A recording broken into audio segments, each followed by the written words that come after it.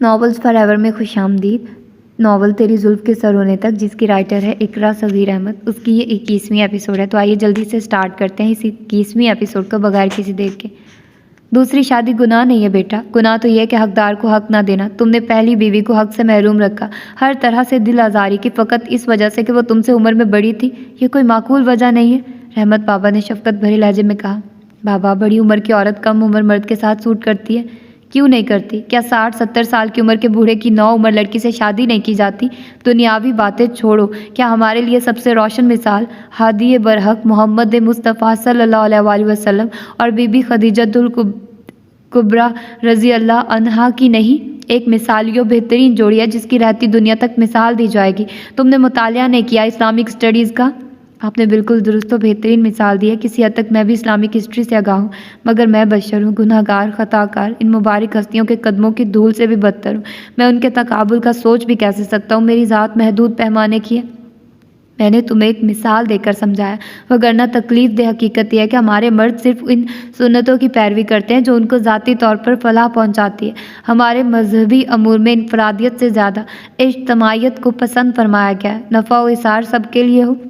بالکل میرے بزرگ، آپ کی ہر بات تسلیم کرتا ہوں، کوئی اختلاف نہیں ہے۔ میں نے ماضی کی کتاب آپ کے آگے اسی لیے واقع ہے کہ آپ مجھے ترغیب دیں، کس طرح جانے و انجانے میں کیے گئے گناہوں کی تلافی کر سکوں، لغزشوں کا مداوع ممکن ہو سکے تاکہ بے سکون دل کو سکون حاصل ہو جائے۔ بابا صاحب، میں کہتا ہوں دنیا کا سب سے بڑا دکھ بے سکون ہونا ہے۔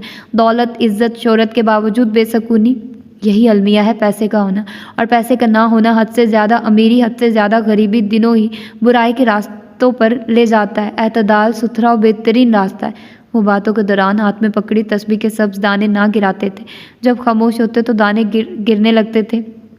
بات یہ نہیں ہے بابا صاحب، میں نے 2 شادیاں کی اور پچھتا رہا ہوں۔ آپ تو جانتے ہی ہیں میں جس طبقے سے تعلق رکھتا ہوں، وہاں شادیوں اور دوستیوں کی کوئی لمٹ ہی نہیں ہوتی۔ وہ فل اے سی روم میں بھی پسینے پسینے ہو رہے تھے۔ ضمیر کا سارا بوجھ گویا پلکوں پر آ دھرا تھا جو اٹھ ہی نہیں پا رہی تھی۔ مجھ سے ایک ایسی کوتاہی اور لغزش ہو گئی ہے جس کو سالوں گزرنے کے باوجود بھی دل معاف نہیں کر سکا۔ نہ ضمیر نے سزا سے رہائی دی۔ ایک آگ و جہنم ہے جو میرے اندر بھڑکتا رہتا ہے، دن اور رات، کسی لمحے سکون نہیں پاتا۔ ان کا سرخ و سفید چہرہ تاریک ہو گیا تھا۔ تمہارے چہرے سے نفس کی گمراہی کا گمان ہو رہا ہے بیٹا، یہ کس قسم کا بوجھ تم نے اٹھا لیا ہے؟ اللہ تم پر اپنا خاص رحم کرے میرے بچے۔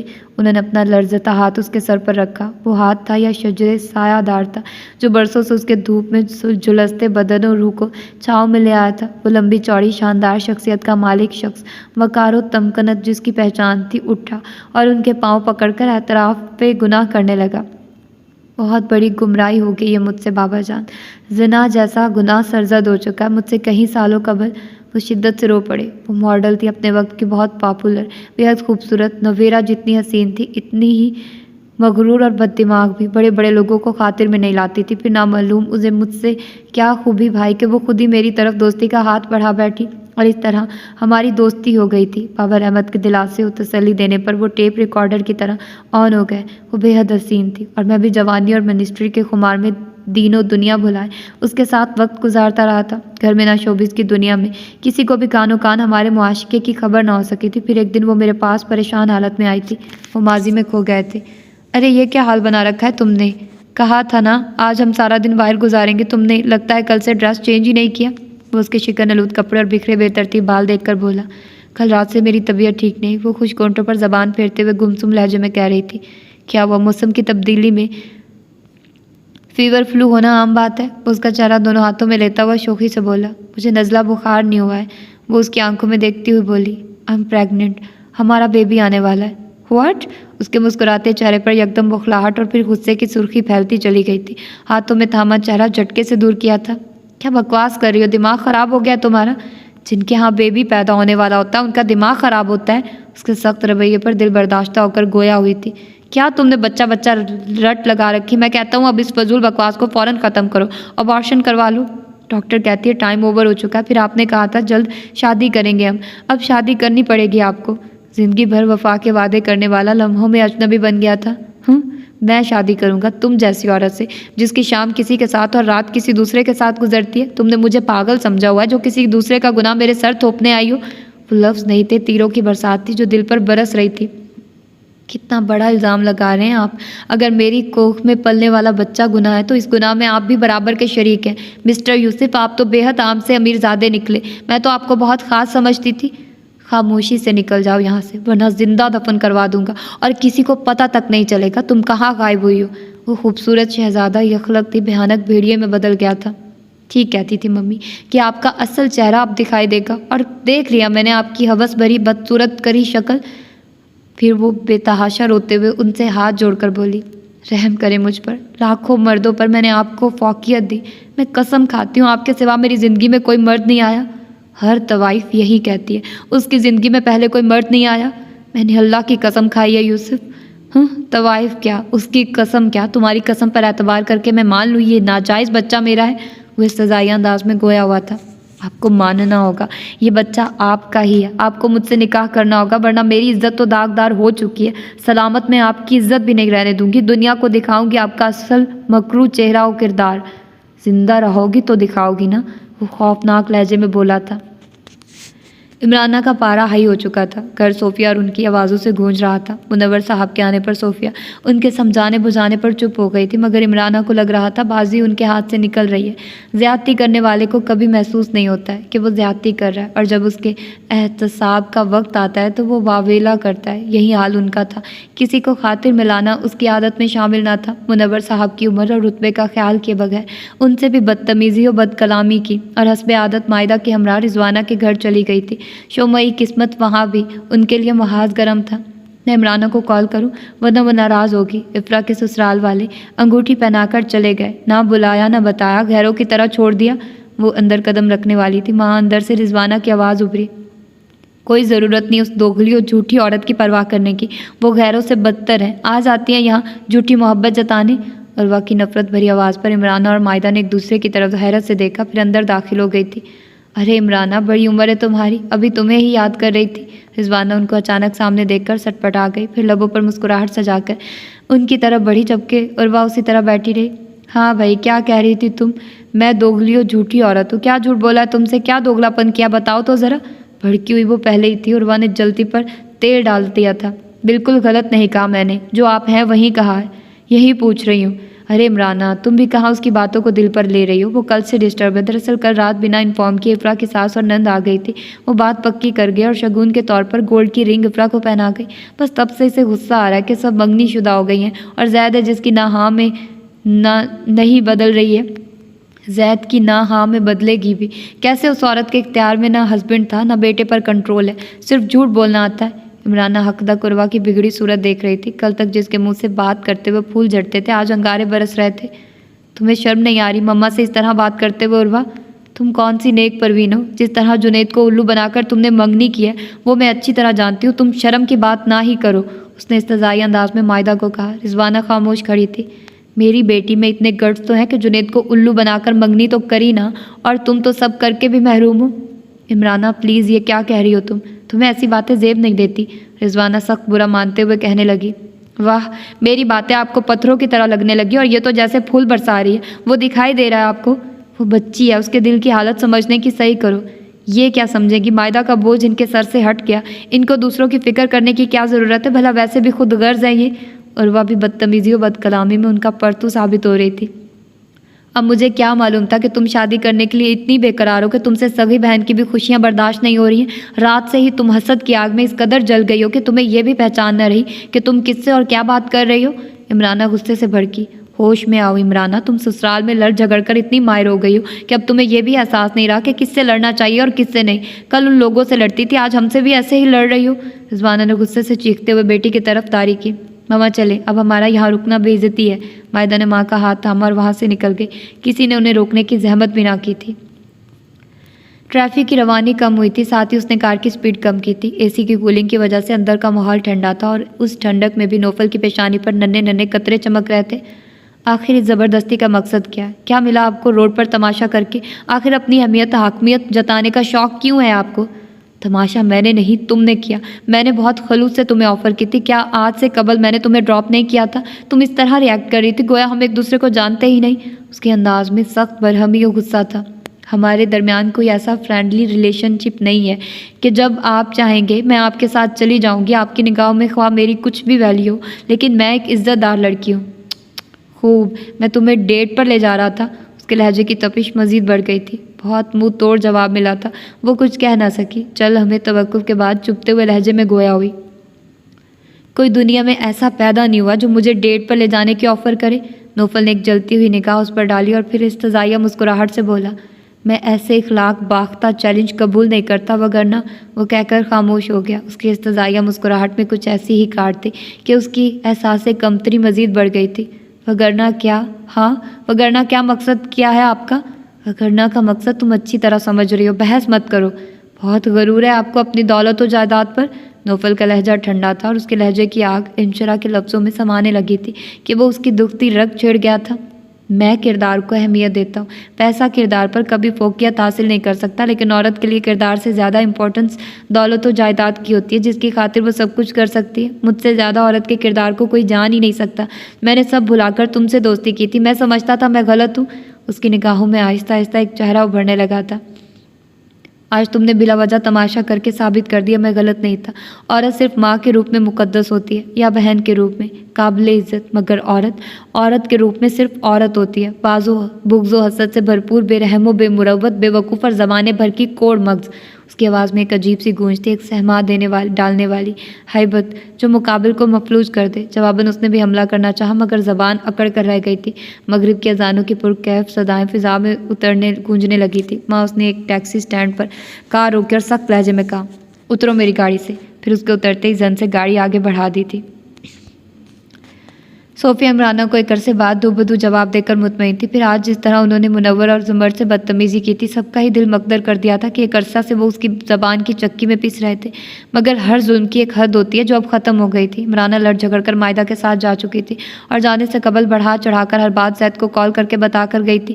زید جو شاہ زیب کی زبانی باپ کی بگڑتی طبیعت کی وجہ سے بہت ڈسٹرب تھا، ماں کی باتوں نے اسے متاثر نہیں کیا تھا کیونکہ ماں کو وہ مکمل طرح پہچان گیا تھا. گھر آیا کر تایا اور تائی کی زبانی سچائی جان کر اس کا دل دکھ سے بھر گیا تھا، یہ سوچ کر کہ اس کی ماں ایک ناپسندیدہ اور ناقابل برداشت عورت ہے جس نے تمام زیست صرف اپنی انا اپنی ذات کو ترجیح دی ہے اور جواب میں وہ ناقابل برداشت ہستی بن گئی. دنیا لینے اور دینے کے اصول پر چلتی ہے. گلاب دینے والوں کو گلاب ملتے ہیں اور خار بانٹنے والوں کو کانٹے ہی ملتے ہیں. بد لحاظ موقع پرست خود کو اہمیت دینے والے تنہا رہ جاتے ہیں. انسان کے مزاج کو گلاب کے پھول کی مانند ہونا چاہیے جو ان ہاتھوں میں بھی خوشبو چھوڑ جاتا ہے جو اسے مسل کر پھینک دیتے ہیں. مما کو اپنی ضد چھوڑنی پڑے گی. تایا جان میں آج شاہ زیب سے ملا تھا. پاپا کی صحت کے متعلق بات چیت ہوئی ہے. میں چاہتا ہوں اس مہینے میں ہی بائی پاس کرا لیں. زیادہ ٹائم دینا رسکی ہوگا. پہلی بار انہوں نے اس کے منہ سے باپ کا نام بڑے ادب و محبت سے سنا تھا. بڑی تڑپ و محبت تھی اس کے انداز میں. یہ بہت خوش آئند احساس تھا. وہ تینوں ہی اس کی واپسی پر خوش ہو گئے تھے. پھر ان کے درمیان کافی دیر مدثر صاحب کو راضی کرنے پر گفتگو ہوتی رہی کیونکہ وہ لوگ سمجھا کر چپ ہو گئے تھے اور مدثر نے ان لوگوں کو کسی نہ کسی بہانے سے ٹال دیا تھا. پاپا میرے کہنے سے بھی راضی نہیں ہوں گے. میں نیچر جانتا ہوں. ہاں البتہ ایک فرد ایسا ہے اس گھر میں جس کی بات وہ کسی بھی صورت ٹالنے کا سوچیں گے بھی نہیں. وہ آہستگی سے بولا، سدھا کی بات کر رہے ہیں. وہ بھی کہہ چکی ہے. تائی جان آپ لوگوں کی اجازت ہو تو میں سدھا کو اپنے ساتھ لے جاتا ہوں. یہاں انہوں نے انکار کیا ہے. وہاں نہیں کریں گے، مجھے پکا یقین ہے. وہ ان کی طرف دیکھتا ہوا پوری یقین لہجے میں بولا. وہاں موجود منور صاحب، زمر، صوفیہ اور بوا کے چہروں پر تو خوشی پھیل گئی. آج کا دن خوشیوں بھرا ثابت ہوا تھا. سالوں کے بچھڑے باپ بیٹے کا ملن ہونے والا تھا. گھر کی روٹھی خوشیاں ملنے والی تھی. کسی کو کوئی اعتراض ہی نہیں تھا. سدھا کو اس کے ساتھ بھیجنے پر کچھ دیر بعد ان کی کار سیاہ چمکدار سڑک پر رواں دواں تھی. تم اب بھی مجھ سے اسی طرح خوفزدہ رہا کرو گی؟ وہ اس کی طرف مسکرا کر دیکھتا ہوا بولا جو حسب عادت سراسمہ سے گردن جھکا کر فرنٹ ڈور سے چپک کر بیٹھی تھی. میں خوفزدہ تو نہیں ہوں. وہ بوکھلا کر بولی. اچھا خوف زدہ نہیں ہو، صرف ڈر رہی ہو. اس کے خوبصورت چہرے پر بڑی اجلی مسکراہٹ ابھری تھی. جواباً وہ مسکرا بھی نہ سکی تھی.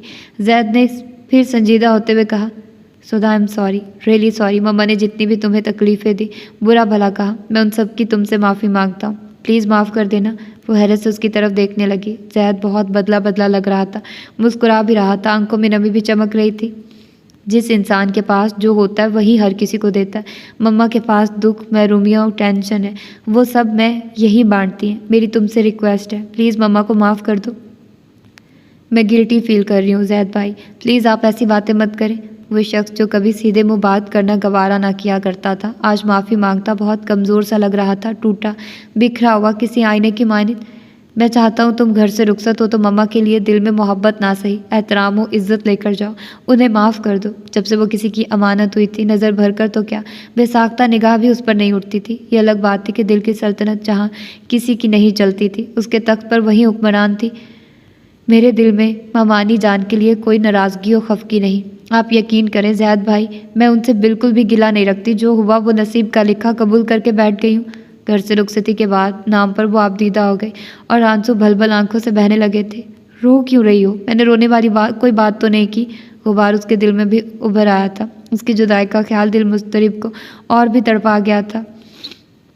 زندگی کبھی خوشیوں سے بھرپور نہیں رہی، کسی کانٹوں بھرے جنگل کی مانند ہی رہی جہاں جسم ہی نہیں روح بھی زخمی ہو گئی ہے۔ ایک تیرا وجود تھا جو مرہم کا کام دیتا تھا اور اب یہ مرہم بھی مرحوم ہو چکا تھا۔ پلیز اپنے آنسوؤں کو پونچھ لو، ابھی ہمیں پاپا کے پاس جانا ہے، تمہارے آنسو وہ کہاں برداشت کر پاتے ہیں، تمہیں بھی ان کو کنونس کرنا، تمہیں ساتھ لانے کی وجہ بھی یہی ہے۔ میری بات مان لیں گے؟ وہ آنسو صاف کرتی بولی۔ بات ہی وہ تمہاری مانتے، تمہیں ابھی تک معلوم نہیں ہوا؟ جی ماموں نے مجھے کبھی یہ محسوس ہونے نہیں دیا کہ میں یتیم ہوں، میرے پاپا نہیں ہیں، شاید میرے پاپا بھی مجھ سے اتنی محبت نہیں کرتے۔ پھر یہ کہہ کر وہ خاموش ہو گئی تھی۔ دونوں اپنی اپنی سوچوں میں گم تھے۔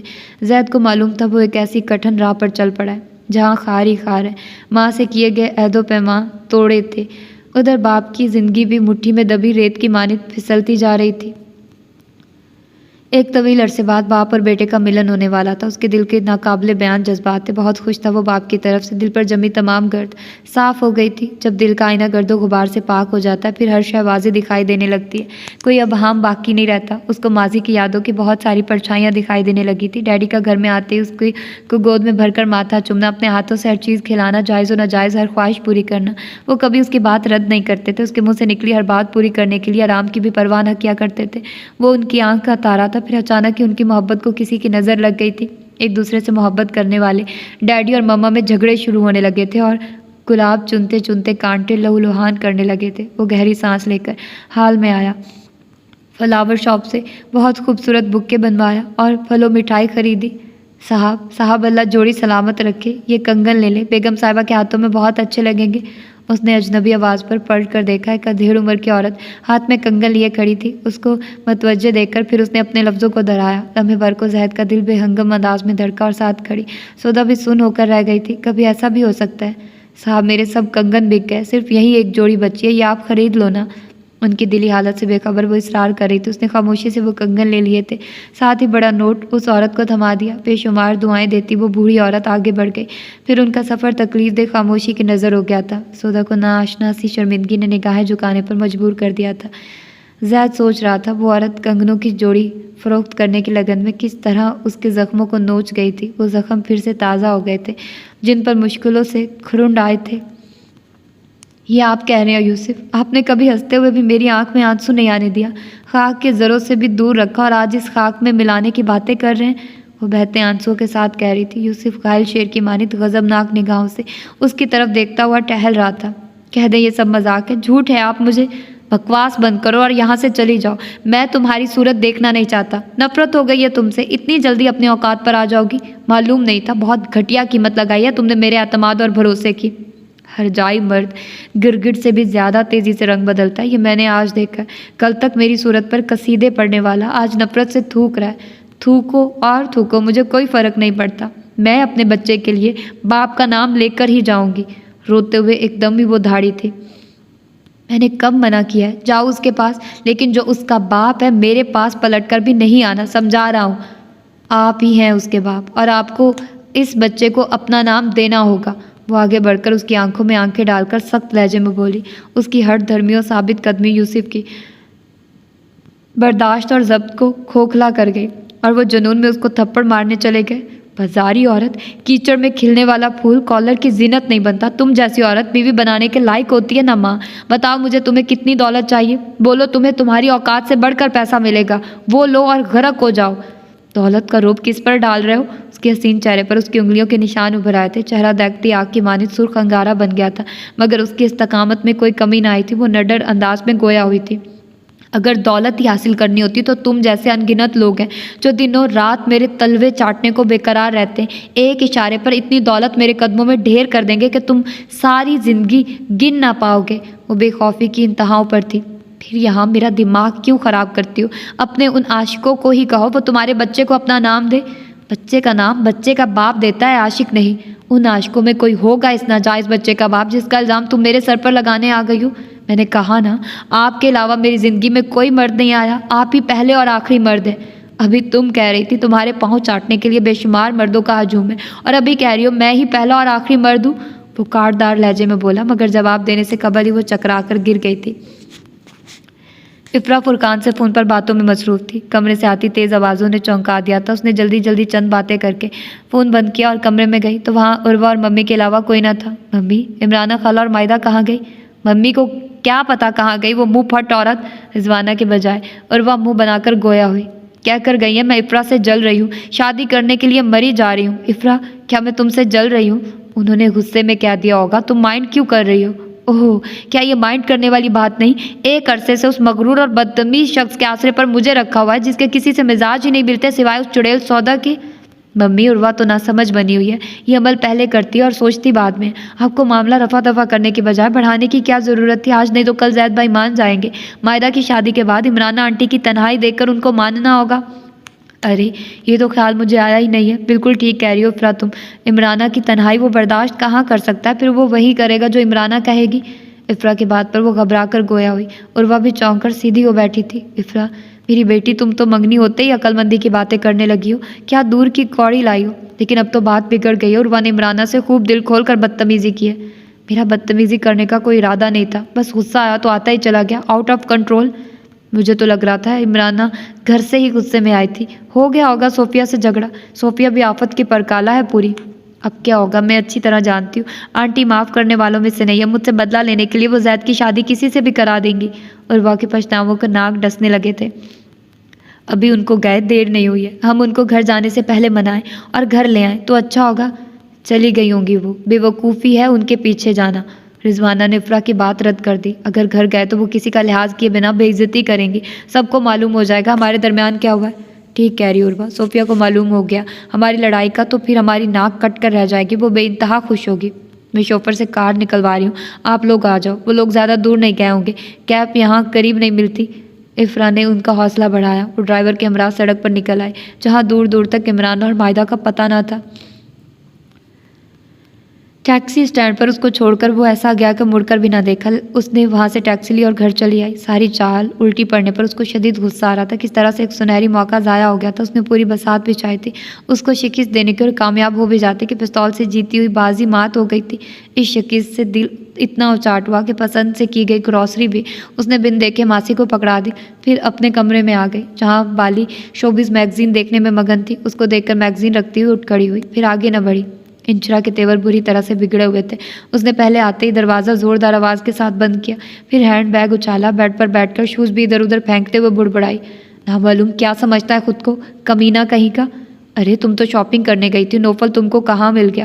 اور تم تو بہت غصے میں لگ رہی ہو، کیا ہوا ہے؟ اس کے منہ سے ایسے القابات سن کر وہ سمجھ گئی اس کا ٹکراؤ نوفل سے ہوا ہے۔ جس طرح اس کے تیور بگڑے ہوئے تھے، لگتا تھا ان میں کوئی مسئلہ ہوا ہے۔ بالی اس کے قریب بیٹھتی ہوئی پرتجسس انداز میں استفسار کرنے لگی۔ ہونے والا تو بہت برا تھا، مگر قسمت ہر بار ان جیسے لوگوں کا ہی ساتھ دیتی ہے، اور قسمت نے رسوائی سے بچا لیا اس کو۔ وہ غصے سے اس کو ہر بات بتاتی چلی گئی۔ یہ تم نے اچھا نہیں کیا انشی، وہ تمہیں ڈراپ کرنا چاہتا تھا۔ بالی کو اس کا رویہ اور نوفل کو سب لوگوں کے درمیان رسوا کرنا ذرا اچھا نہیں لگا۔ وہ سنجیدگی سے کہنے لگی، وہ کیوں ڈراپ کرنا چاہتا تھا؟ میں نے درخواست نہیں کی تھی اسے۔ ایک انسان کی اچھائی پر تم نے رسوائی کی کالک مل دی۔ وہ انسان اس انسان کے بے حد قریب ہے، بلکہ اس کی جان ہے، جس نے مجھ پر ناجائز کی مہر لگوائی۔ میں نوفل کا وہ حال کروں گی کہ وہ شخص صدمے سے زندوں میں شمار ہوگا نہ مردوں میں، اپنے لاڈلے کے غم میں۔ نفرت و انتقام کی آگ میں جلتا اس کا وجود۔ بالی کو عجیب لگا۔ ایک شخص کی غلطی کی سزا تم دوسرے بے قصور شخص کو دو گی؟ قصور بے قصور میں کچھ نہیں جانتی، اور تم بھی اس کی سائڈ مت لو۔ تمہارے دل میں اس کے لیے ہمدردی کیوں پیدا ہو رہی ہے؟ تم ماسی کی باتوں میں بہک کر یہ سب کر رہی ہو، وگرنہ ایسا کٹھور پن تمہاری طبیعت میں شامل نہیں۔ یہ سوچ ہی مجھے شاکڈ کیے ہوئے کہ تم نے نوفل بھائی کی مخلصانہ پیشکش کو تماشا بنا ڈالا ہے۔ اگر معاملہ حد سے زیادہ بگڑ جاتا تو پھر کیا ہوتا؟ بالی معاملے کی نزاکت کو سمجھتے ہوئے فکر مند ہوئی، جبکہ وہ غصے میں ہر بات کو جھٹلا رہی تھی۔ اس کا یہی رنج و افسردہ کیے ہوئے تھا کہ نوفل اس کی پلاننگ سے بچ نکلا تھا۔ پانی وانی کا نہیں پوچھو گی؟ کب تک سوگ مناتی رہو گی؟ وہ بالی کو گھورتی ہوئی تنزن گویا ہوئی۔ جواباً اس نے کچھ کہانی ملازمہ کو خواہش منا کر لانے کا کہہ کر اس کے لیے پانی لے آئی اور گلاس اس کو تھما کر چیئر پر خاموشی سے بیٹھ گئی۔ یہ اس کی ناراضگی کا انداز تھا۔ انچلا نے پانی پیتے ہوئے کئی بار اس کی طرف دیکھا، مگر وہ سنجیدگی سے گردن جھکائے بیٹھی تھی۔ مائی گاڈ، ایسے لوگوں کے چاہنے والے کتنی جلدی پیدا ہو جاتے ہیں۔ برسوں کی محبت پر تم اس شخص کی محبت غالب کر رہی ہو جبکہ اصلیت تم بخوبی جان چکی ہو۔ وہ اس بار نرمی سے گویا ہوئی۔ تم سمجھ کیوں نہیں رہی ہو انچی؟ تمہارا اور اس کا جامعہ میں ساتھ ہے۔ اگر انہوں نے بھی تم سے بدلہ لینے کی ٹھان لی تو پھر وہ اور بدلہ لے گا۔ بدلہ نہ صحیح چھپیں گے تو صحیح تم نے ایسا برتاؤ کیوں کیا؟ پوچھیں گے تو صحیح جبکہ وہ تم سے گزشتہ رویوں کی معذرت کر چکے ہیں۔ اینی وے، جب مجھ کو ٹینشن نہیں ہے کہ کیا ہوگا کیا نہیں، تم کیوں فکر کرتی ہو؟ جو ہوگا دیکھا جائے گا۔ بہت عجیب سے احساسات کے ساتھ اس نے وہ دہلیز عبور کی تھی جس پر قدم رکھنے کا خیال لو بھی سوچ نہ تھا۔ رواں دواں نافہم جذبوں سے بیدار ہو رہا تھا۔ پہلی بار سوتیلی ماں کا سامنا کرنا تھا اور آگاہی کے بعد ہی پہلی بار باپ سے دلی جذبات کے ساتھ ملنا تھا۔ سودا اس سے چند قدم فاصلے پر چل رہی تھی، اس پر دوسری ممانی اور ماموں کے گھر آنے کی خوشی پر عمرانہ کا خوف سوار تھا۔ وہ بد دماغ و بد لحاظ عورت کب کیا کر گزرے کوئی خبر نہ تھی۔ کیا ہوا؟ تم رک کیوں گئی؟ راہداری عبور کرنے سے قبل اس نے مڑ کر دیکھا۔ اسے اپنی جگہ ساکت دیکھ کر کچھ قریب آ کر گویا ہوا، مجھے ڈر لگ رہا ہے۔ لہجے میں سراسمگی تھی۔ ڈر لگ رہا ہے؟ پر کس سے؟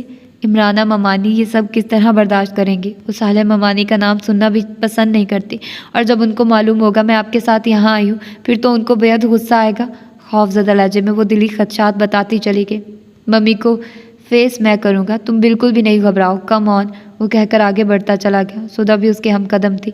یہ ایک چھوٹا بنگلہ تھا، ہریالی اور پھولوں کی بیلوں سے لدا ہوا، خوبصورتی سے آراستہ، ہر گوشہ گھر کے مکینوں کے اعلیٰ ذوق و نفاست پسندی کا آئینہ دار تھا۔ راہداری سے وہ کامن روم میں پہنچے تو سامنے ایک دبلی پتلی خاتون ایک کمرے سے باہر آتی دکھائی دی۔ ان کو دیکھتے ہی وہ سکتے کی حالت میں کھڑی ہو گئی تھی۔ وہ دونوں بھی قدم آگے نہ بڑھا سکے تھے۔ ان کے سامنے جو عورت کھڑی تھی وہ ایک بہت سادہ و عام سے نقوش والی عورت تھی جو کسی طرح بھی مدثر صاحب جیسے وجیح باروب شخصیت والے مرد کی بیوی نہیں لگ رہی تھی۔ اگر کوئی چیز ان کو خاص بنا رہی تھی تو وہ ان کے سانولے چہرے پر پھیلا وقار و تمکنت تھا۔ خلوص و مروت کی روشنی ان کے چہرے پر پھیلی تھی۔ زید نے مضبوطی سے قدم آگے بڑھاتے ہوئے ان کو سلام کیا۔ زید، آپ زید ہی ہیں، ہے نا بیٹا؟ سالیہ کا بھی سکتہ ٹوٹا اور وہ اس کے سلام کا جواب دیتی ہوئی آگے آئی۔ جی، اس کے لہجے میں سنجیدگی اور شائستگی تھی۔ سالیہ کے چہرے پر مسرتوں کی کرنیں سی پھوٹ پڑی۔ انہوں نے آگے بڑھ کر اس کی پیشانی چومی اور ممتا بھرے لہجے میں گویا ہوئی، بہت خوشی ہو رہی ہے آپ کو روبرو دیکھ کر۔ شاہزیب کے سیل فون کی گیلری میں آپ لوگوں کی تصویریں دیکھ کر سوچا کرتی تھی نامعلوم آپ لوگوں سے زندگی میں مل پاؤں گی یا نہیں۔ اسے کہہ کر وہ سودا کی طرف بڑھی اور اس کو گلے سے لگا لیا۔ سودا، آپ غائبانہ طور پر اس گھر میں رہتے ہیں، شاہزیب اور مدثر آپ کی باتیں کرتے رہتے ہیں۔ ایک عام سی شکل و صورت والی عورت کا اخلاق و انداز خاصا متاثر کن تھا۔ انہوں نے محسوس ہی نہیں ہونے دیا کہ وہ پہلی بار مل رہے ہیں۔ وہ ان دونوں کو لے کر بیڈ روم میں آ گئی۔ مدثر بیڈ پر نیم دراز تکیوں کے سہارے آنکھیں بند کیے سوچوں میں گم تھے۔ آہٹ پر انہوں نے آنکھیں کھول کر دیکھا اور پھر وہ دیکھتے ہی رہ گئے۔ ناقابل یقین منظر ان کے سامنے تھا۔ زید اور سودا سالیہ کے ساتھ کھڑے تھے۔ وہ ابھی کمرے میں داخل ہوئے تھے۔ کیا میرے خواب اتنے طاقتور ہو گئے کہ اب جاگتے میں بھی دکھائی دینے لگے؟ حد ہو گئی ہے آج خوش فہمیوں کی بھی۔ وہ ٹک اس طرح دیکھتے ہوئے سوچ رہے تھے۔ پاپا، زید بھرائی آواز میں قریب آ کر گویا ہوا۔ شدت جذبات سے اس کی آنکھوں میں آنسو بھر آئے تھے، چہرہ سرخ ہو رہا تھا۔ اس کی آواز نے مدثر صاحب کی رگ و پے میں بجلی سی بھر دی تھی۔ انہوں نے پھرتی سے سائڈ ٹیبل پر رکھا چشمہ آنکھوں پر لگایا۔ اس اثنا میں سالیہ بھی قریب آ گئی اور مسکرا کر کہنے لگی، آج ہماری دعائیں رنگ لے آئی ہیں مدثر، زید ہمارے درمیان ہے اور ساتھ سودا بھی ہے۔ پاپا، طبیعت کیسی ہے آپ کی؟ زید نے ان کا ہاتھ تھاما۔ زید، میرے بچے، تم سچ مچ میرے قریب ہو کہ میری آنکھوں کا دھوکہ یہ خواب مجھے بہکانے کے لیے آ گیا ہے۔ وہ بری طرح سراسمگی کا شکار ہوئے۔ زید پوری شدت سے ان سے لپٹ گیا۔ وہ بالکل بچوں کے سے انداز میں سسک اٹھا تھا۔ ساری کوتاہیاں، غلط فہمیاں، بدگمانیاں رہ رہ کر یاد آ رہی تھی۔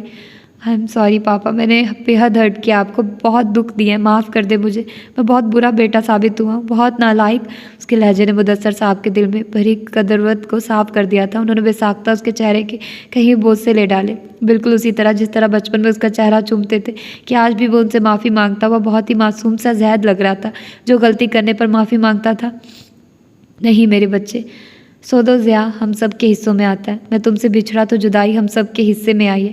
بچپن تم لوگوں کا میری شفقتوں کے بغیر گزرا تو تمہاری بھولی بھالی شرارتوں محبتوں سے میں بھی محروم رہا ہوں. نقصان و محرومیاں برابر ہمارے حصے میں آئی ہیں.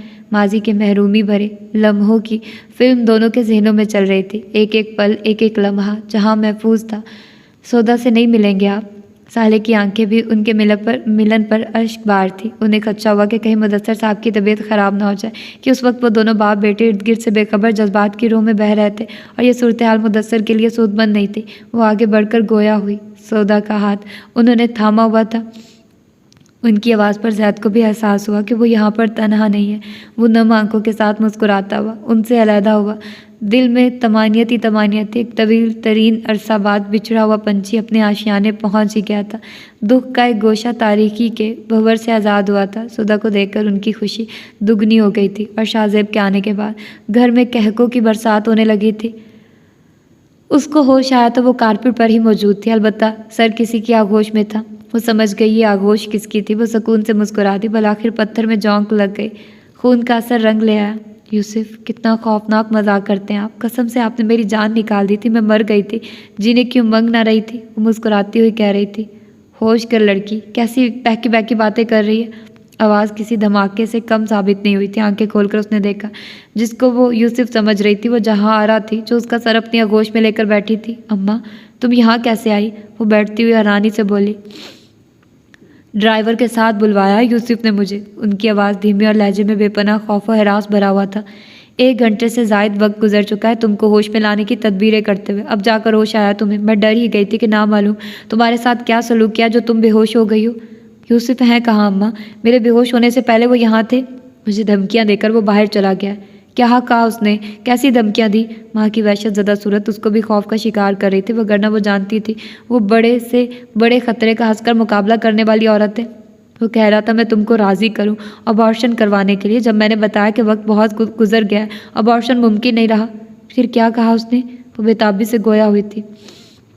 کہنے لگا میں تم کو لے کر کسی ایسی جگہ پر چلی جاؤں جہاں کوئی شناسا نہ ہو. منہ بند کر کے زندگی گزارنے کی ترغیب دے رہا تھا. کہاں جائیں گے اماں ہم؟ ایسی کون سی جگہ ہوگی جہاں مجھے کوئی جانتا نہ ہو؟ مجھے ملک کا بچہ بچہ جانتا ہے. وہ روحان سی ہوئی تھی. مسرتوں کی وادیوں میں سیریں کرتی اچانک ہی کانٹوں بھرے جنگل میں بھٹک گئی تھی. اب رونے سے کیا حاصل ہوگا؟ پہلے دن ہی کہا تھا نکاح کی بات کر اس سے. نکاح کے بغیر قریب بھی نہیں آنے دینا اس کو. یہ امیر زادے ایسے ہی ہوس کے پجاری ہوتے ہیں. مگر تجھ پر اس کی محبت کا بھوت سوار تھا. جو وہ کہتا گیا تو وہ کرتی گئی. آج دیکھ لیا اس کا نتیجہ. وہ اپنی اولاد کو قبول ہی نہیں کر رہا. وہ دبے دبے لہجے میں اس کو ہی ڈپٹنے لگی تھی. اماں وہ ایسے بدل جائے گا میں سوچ بھی نہیں سکتی تھی. وہ کہتا تھا کسی حال میں میرا ساتھ نہیں چھوڑے گا. دیکھ لو کس حال میں لا کر ساتھ چھوڑا ہے اس فریبی نے. اور اس پر کہتا ہے کہ اس کی بات نہیں مانی تو وہ ہم دونوں کو زندہ زمین میں دفن کرا دے گا. اور وہ ایسا کر بھی سکتا ہے کیونکہ اس کے پاس پیسہ پاور اور منسٹری کی کرسی ہے. ڈرائیور گاڑی روکو. افرا کی نظر پارک کے قریب سے گزرتے ہوئے اندر گئی تو وہ دونوں ماں و بیٹی بینچ پر بیٹھی دکھائی دی تھی. کیوں رکوا رہی ہو گاڑی؟ میرا دل جل کر خاک ہوا جا رہا ہے اور تمہیں پارک جانے کی سوچ رہی ہے. رضوانہ جو دوسری سائڈ بیٹھی ہوئی تھی منہ بنا کر گویا ہوئی. مما پارک میں چلیں تو ذرا دیکھیے گا پھر کس طرح آپ کا دل باغ باغ ہو جاتا ہے. افرا کی لہجے کی شوخی نے ان دونوں کو چونکنے پر مجبور کر دیا تھا کیونکہ وہ بھی ماں کی طرح جلتی بھونتی سوچوں میں مشغول تھی. ایک طرف افرا ہی تھی جو حاضر دماغی کے ساتھ ارد گرد پر گہری نگاہ رکھے ہوئے تھی. ارے کیا عمرانہ پارک میں ہے؟ جی بالکل آپ باہر تو آئیے. وہ باہر نکلتے ہوئے بولی اور کچھ دیر بعد وہ تینوں پارک میں داخل ہو رہی تھی. دن کا ٹائم تھا. اکا دکا لوگ ہی موجود تھے وہاں. ایک گھنے درخت کے نیچے بینچ پر وہ دونوں بیٹھی تھی. دور سے آتے ہی ان کو عمرانہ اور مائدہ نے دیکھ لیا تھا. پھر ان کے چہروں پر خف کی چھاتی چلی گئی. دونوں نے چہرے موڑ لیے تھے. عمرانہ اتنی معمولی بات پر تم ناراض ہو کر چلی آئی. اس قدر گھروں جیسا رویہ دکھایا تم نے جس کی کوئی حد نہیں. رضوانہ ان کے قریب آ کر لگاوٹ بھرے لہجے میں گویا ہوئی. پہلے اپنے گریبان میں جھانکیے پھر مجھ سے بات کیجیے گا بجیا. انہوں نے ان کی جانب دیکھے بنا کہا. خالہ جان جو ہونا تھا وہ ہو گیا. اب بات کو ختم کرنا ہی اچھا ہے. ہم لوگ اتنی قریب کی رشتہ داری میں لڑتے جھگڑتے برے لگیں گے. ہم ایک دوسرے پر جان دیتے ہیں. افرا نے آگے بڑھ کر کہا. جان ہی تو لے لی ہے میری. کس رشتہ داری کی بات کر رہی ہو؟ رشتے کی ڈور کو کاٹنے کے لیے زبان کی دھار ہی کافی ہوتی ہے. آئی ایم سوری آنٹی. میں اتنے اسٹریس میں تھی کہ بے خودی میں نہ جانے آپ کو کیا کیا کہہ دیا اور مجھے معلوم بھی نہ ہوا. عروہ نے افرا کے اشارہ کرنے پر آہستگی سے کہا. ہاں स्ट्रेस में थी। इंसान की असलियत गुस्से में ही दिखाई देती है, जो मैंने देख ली। शुक्र करो बीबी, मेरे घर आने से कबल ही तुम्हें मेरी हकीकत मालूम हो गई कि मैं झूठी और दोगली औरत हूँ। मेरे कंट्रोल में शौहर है ना बेटा। आंटी, मैं भी माफ़ी मांग रही हूँ उर्वा की जानिब से। ठीक है, उर्वा की बातों ने आपका दिल दुखाया। आपका ऐसा ही रिएक्शन होना चाहिए। आपका जो दिल चाहे कहकर दिल साफ कर लीजिए। इफ़रा ने मामला रफा दफा कराने की सही की। उर्वा ने बदतमीज़ी की हद ही कर दिया। अगर इनकी इंगेजमेंट नहीं हो रही तो इसमें मम्मी की क्या खता। मम्मी भाई को राज़ी करने की जुस्तजू में लगी हुई हैं। वो आज नहीं तो कल मान ही जाएंगे। हाँ हाँ, बिल्कुल मान जाएंगे। अभी उनके ना मानने की कोई भी वजह नहीं रही, लेकिन बहुत ज़्यादा देर तक वो आंटी की बात रद्द नहीं कर सकते। बनना तो उनका मेरे दूल्हा भाई है। इफ़रा ने हंसकर कहा। मगर उसकी बात पर भी इमराना और मायदा के चेहरों पर खफगी और नाराज़गी कम ना हुई। गुस्सा भूल जाओ और अब मेरे साथ घर चलो। यहाँ कब तक बैठोगी? रिजवाना ने उनका हाथ पकड़ कर कहा। उन्होंने फ़ौरन ही हाथ छुड़वा लिया। सुनो बजिया, अगर मैं गुस्सा भूलने वाली होती तो आज मुदस्सर दूसरा घर आबाद किए बैठे ना होते। जो बात मेरे दिल को लग जाए वो मैं भुलाए नहीं भूलती हूँ। यहाँ मैं इस आग को बुझाने के लिए बैठी हूँ जो इस लड़की की ज़बान ने मेरे अंदर भड़काई है। आपके इंतज़ार में नहीं थी, मुझे आपके साथ जाना ही नहीं है। कहकर उन्होंने मायदा का हाथ पकड़ा और आगे बढ़ गए। वो तीनों एक दूसरे की शक्ल देखती रह गई थी।